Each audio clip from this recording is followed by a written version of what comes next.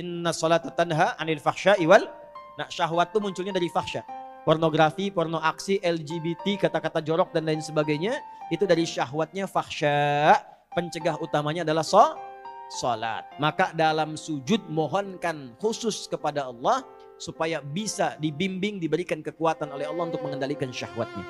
Satu, taubat jangan berhenti, optimis terus. Yang kedua, rasakan kalau akan terfikir berbuat maksiat akan diwafatkan. Yang ketiga, cari teman yang soleh. Yang keempat, sholat optimalkan. Yang kelima, latihan puasa. Gitu ya. Sebab puasa itu paling efektif untuk bisa mencegah maksiat. Ya, Anda kalau syahwat sedang muncul, sedang puasa, nggak akan dilakukan. Berat untuk melakukan itu. Minimal pertama takut batal puasanya. Takut batal, kesananya lagi. Coba lihat Abu Bakar As-Siddiq radhiyallahu ta'ala anhu. Itu kan pedagang sukses, pebisnis sukses, hartanya banyak. Tapi masih sempat sholat tahajud sampai khatam Quran. Masih sempat sehari punya program sedekah. Sehari nengokin orang sakit. Sehari bisa menyolatkan orang yang meninggal. Sehari bisa nganterin orang ke alam kubur. Itu ketika Nabi tanya, siapa malam ini yang hari ini yang sempurna jamaahnya? Ngacung semua. Siapa hari ini sudah sedekah? Sebagian turun tangan, Abu Bakar masih angkat. Siapa hari ini yang sudah membaca Al-Quran? Beliau angkat. Siapa hari ini yang nengok orang sakit? Beliau angkat. Siapa yang hari ini sudah mengantar orang ke jenazah ke kuburan? Beliau angkat. Semua yang dikatakan Nabi, beliau angkat tangan. Nah, pertanyaan saya itu bagaimana cara manage aktivitasnya? Karena beliau tahu kunci rezeki itu ada di sini. Kalau nyebarnya ke sini, ke sini, ke sini, ke sini, maka beliau atur aktivitas ibadah saya ini yang ke sini, yang rezeki ini yang ini. Atur waktunya kapan mendapatkan yang ini, kapan mendapat yang lain. Yang paling dahsyat ini nanti yang akan kita bahas. Ada rezeki bahkan yang belum dicari, dia sudah datang min haitsu la yahtasib, dari sisi yang tidak dia. Orang yang dicintai disebut dengan mahbub. Mahbubun. Ya, orang yang mencintai disebut dengan muhibbun. Kalau kita ingin satukan keduanya, mencintai dan dicintai, maka kalimatnya berubah menjadi habibun. Habib, orang yang dicintai, ya, orang yang sekaligus mencintai.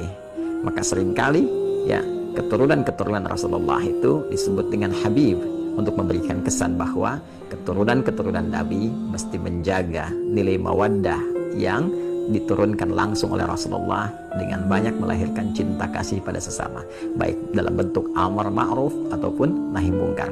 Dan saat yang bersamaan ada isyarat kepada kita untuk mencintai mereka, tidak menyakiti mereka, karena menyakiti mereka adalah juga menyakiti langsung kepada Rasulullah SAW. Itu kalau ada yang tengah mengandung usia 4 bulan, itu rohnya sudah masuk. Ya?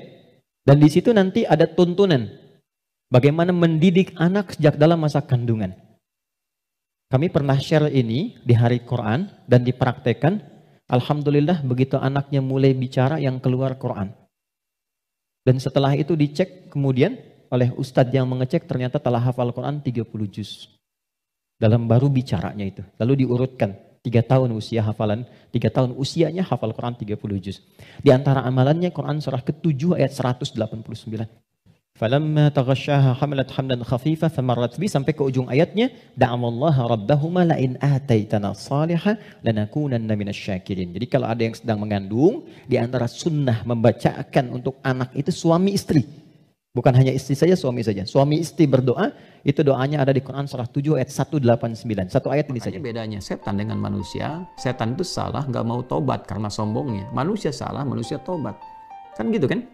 Ya, Adam itu kan manusia.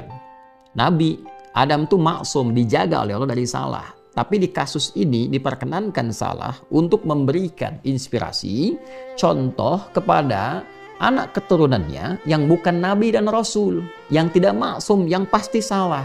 Kalau nggak tahu tuntunan, nggak tahu jalan kembali.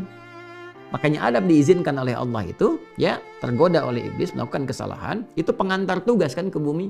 Kan? Setelah itu kan diantarkan, sudah tahu musuhnya siapa, lalu diberikan kemudian petunjuk. Ya, makanya Adam kan mengingatkan, dan viral kan di Al-Quran disampaikan, ya bani Adam la yaftinannakumus syaitanu kama akhraja abawaikum minal jannah. Quran surah ke-18 Al-Kahf ayat ke-50 ya, menerangkan genealogis iblis itu dari jin yang bermaksiat, fasik.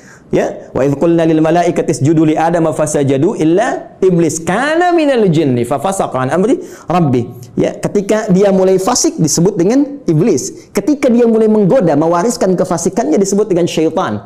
Karena itu diperkenalkan oleh Allah, ya, ini menjadi syaitan di ayat ke-36-nya. Fa azallahumash syaitan. Kalau habis ngaji, doa. Ini yang jarang sekali dilakukan sekarang. Saya melihat kadang habis ngaji itu tutup, Shadaqallahul Azim, selesai. Emang Anda nggak bilang Shadaqallah pun sudah Shadaqallah. Maha benar Allah dengan segala firman-Nya, sudah maha benar. Anda ucapkan itu, setelah itu doa. Ada yang selesai, Alhamdulillah Rabbil Alamin. Ya, itu. Segala puji milik Allah. Anda ucapkan, setelah itu doa. Ya Allah, rahmati kami dengan rahmat Al-Quran. Berikan cahaya Quran dalam hidupku. Jadikan temanku di dunia, syafaat bagiku di akhirat. Minta. Berikan keberkahan dari ayat-ayat yang aku baca. Kan satu hurufnya 10 mahal.